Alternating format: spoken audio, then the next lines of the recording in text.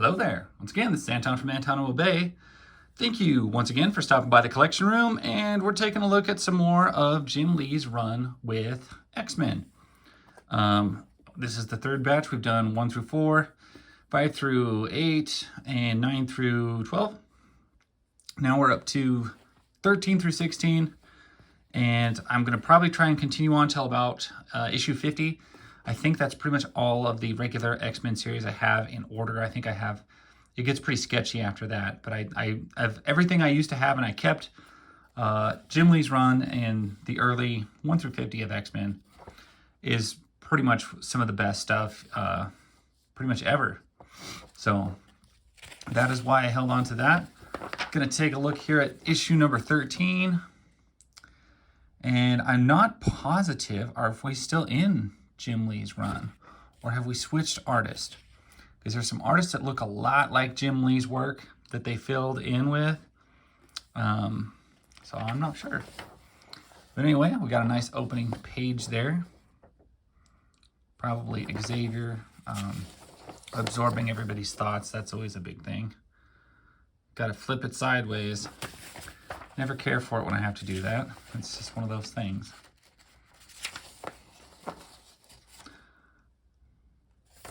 I should have looked, though, if that had it.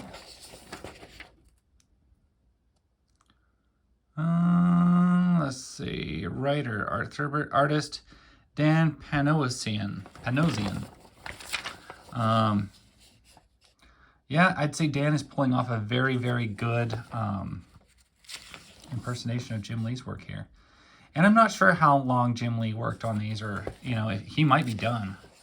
Because that would have been a full year he put on, on this book, and I don't know exactly how long he stayed on the book, so that I'm not sure of. But it still very much calls back to Jim Lee's work, and it looks like we got an ad for East Coast going on. Still dealing with all of Jim Lee's classic designs and everything like that. But the panel work is a little bit different. There's just something about the way that Jim Lee work flows. It's not completely signature, but you can definitely tell when something changes. And why in the world would they be making a thing of that guy? It's like the ugliest blanket I've ever seen. Looks like we're dealing with, I think it's Reavers. Are these called Reavers? I can't remember who these guys are. But still, the classic 90s designs on these things, which I think Jim Lee came up with, if I remember right.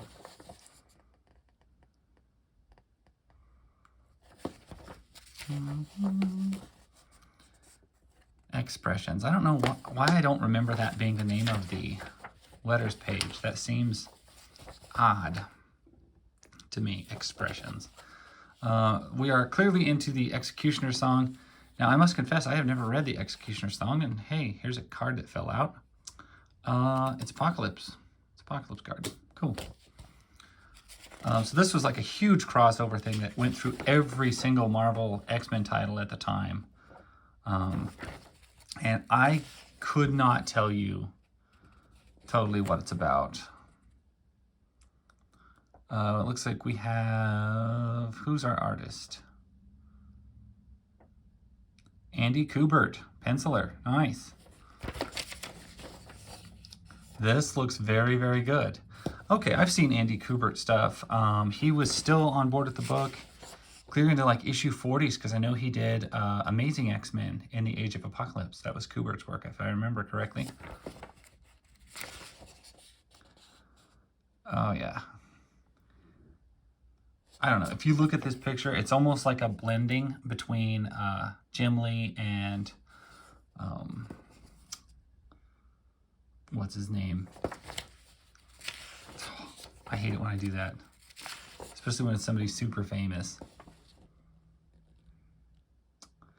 I'm going to ignore that I said anything. There you go.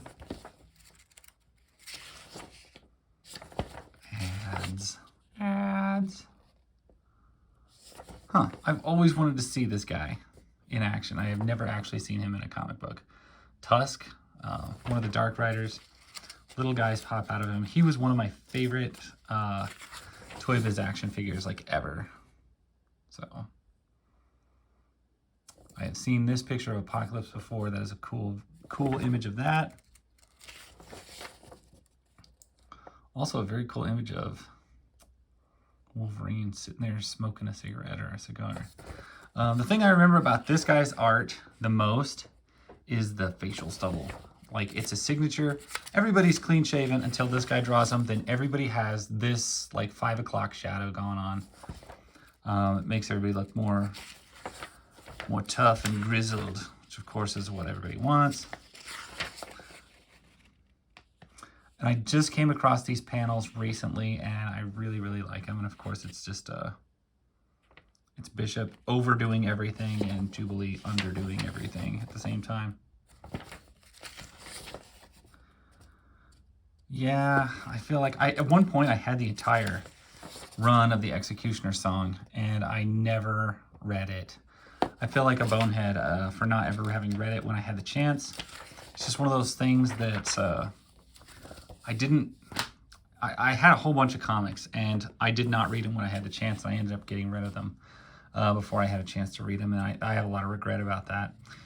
Executioner Song Part 7. Like I said, we went from 3 to 7 to 11, the next issue.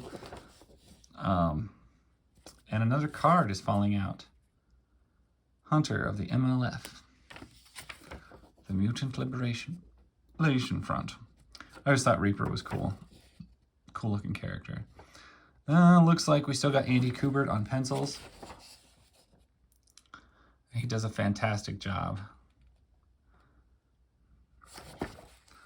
I was going to say, it's... Okay, I suddenly... Rob Liefeld. That's the name I could not remember. His art looks like a cross between Jim Lee and Rob Liefeld. There. I can't believe I couldn't come up with the name Rob Liefeld. That is my problem. Sometimes I cannot remember, in the midst of a video, of course, the most obvious names in the world. The action and the flow of these panels is really good. Like, I'm really liking how they move from one to the next. They're pretty uniform. I mean, they're not like really wild shaped panels, which I kind of prefer to your standard rectangles and stuff, but it is what it is. He's at least filling them very nicely.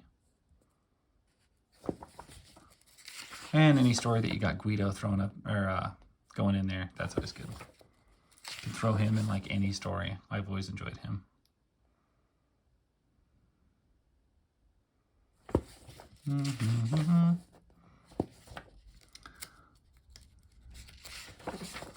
So yeah, okay, we got Dark Riders, but who was the Executioner? I think that I don't remember. I remember Strife being involved in this, who I've always thought was one of the lamest villains ever. Yeah, there's no way Strife is gonna win against Apocalypse. It's not gonna happen. But ooh, you can tell these have not been read because we're dropping another card out. Hunter, Archangel. Executioner Song, Part 11, Issue 16. What an opening page. Absolutely gorgeous. Bishop full-on rocking a mullet. He has definitely got business up front and party in the back going on.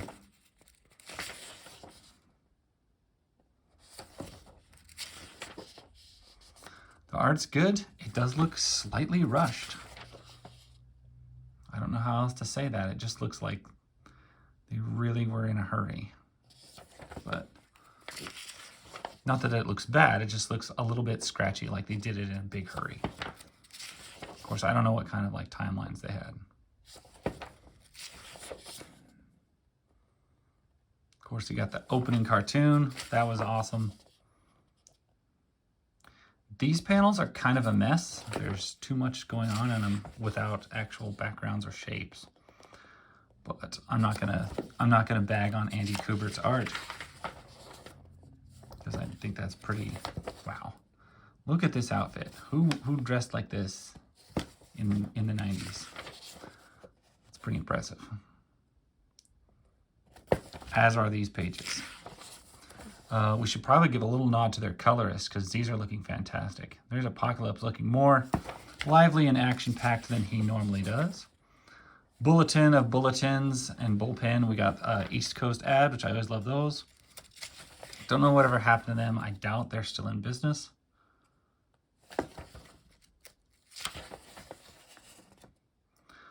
That page is a little bit of a mess. I mean, there's real things happening and then there's memories happening and it's all like splattered across the page. A little bit hard to follow. But it is there, and that's it. I don't remember how many issues the Executioner's Song ran. I don't know. Like I said, I haven't read it, which feels terrible. But as far as X-Men goes, that's them. It feels kind of like, I don't really like it when you have to get like a whole bunch of other titles to get a complete storyline. I think that's kind of cheap. I'm not a big fan of that. But I understand that the Executioner's Song was a very big story arc that did go through all the books, and so that's what it is.